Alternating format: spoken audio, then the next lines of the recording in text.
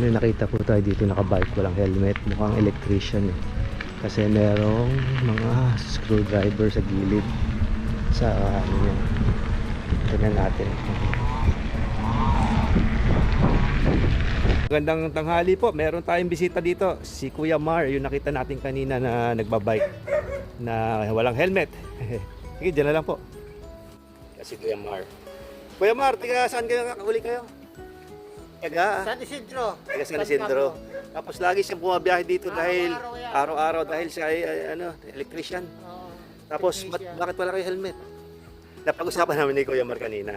Siyempre nga daw, yung mga kinikita natin, minsan sa iba na pupunta ang pangangailangan, kaya hindi siya makabili ng helmet. Kasi inuuna yung pag-aaral ng mga bata, panggastos sa mga bata. Ayan, kaya kasalamat doon sa mga sumusuporta sa atin na nagbibigay ng helmet para ibigay natin kay Kuya Mar. Sa mga katulad ni Kuya Mar.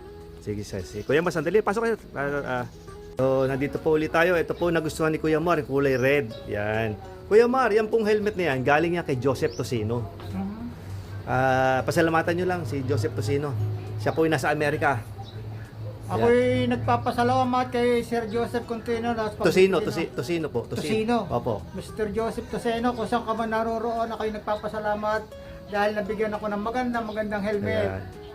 Sa pamamagitan ni Kuya Johnny Johnny Opo, Garcia. Ayan. Salamat sa iyo. Salamat. Ayan. Joseph, thank you. Thank you very much. Ayan.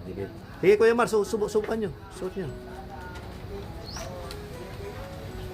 Ito po i-adjust. Sandali lang ha. Wow. Yan. Nasuot na ni Kuya Mar. Yan, si Kuya Mar. May helmet na.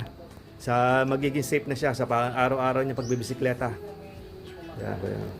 So, salamat ulit, Joseph Tocino. Ako'y nagpapasalamat Mr. Joseph Tocino. Yan. At sa pamamagitan ni Johnny, ako'y nagkaroon ng magandang helmet. Yan, Thank you salamat po, very salamat. much. Joseph, Pagpalain thank you tayo ng very Panginoon much. Diyos. Oh.